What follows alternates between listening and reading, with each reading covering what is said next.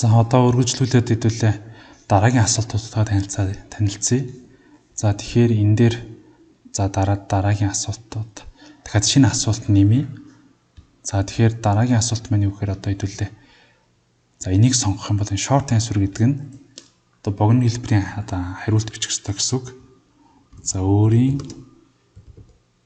за дуртай дууны нэрийг оруулна уу? За зүгээр таны дуртай дуу юу вэ гэж. Таны дуртай дууны нэр гэд ингэж асууч.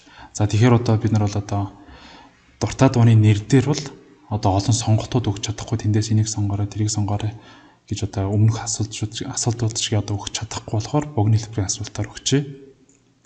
За тэгээд дараагийнх нь болохоор за энэ параграф юу арай урт хэлбэрээр одоо бичнэ гэсэн үг.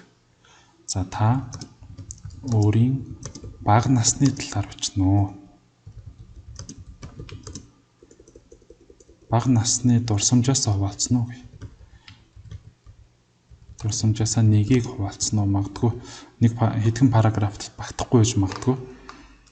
Тэгэхээр нэгийг гэдэг одоо ингээд хэмжээг нь заагаад өгчээ. За тэгэхээр одоо энэ хоёр асуултаа превью хийгээд үзэх юм бол одоо ингэж харагдаж байна. Энэ дээр бол ингээд маш ингээд богинохон за машин цаашин тий одоо ганц өгүүлбэр ч юм уу тий. Миний дуртай дуу бол тэр дуу гэдэг одоо ингээд бичих боломжтой. Яагаад гэвэл одоо ингээд хойш ингээд явж байгааз би тэр дуучинд дуртай гэдэг одоо ингээд бичих боломжтой. Зөвхөн одоо хэдийгээр богино гэсэн бас нэгч тийм богинохон биш.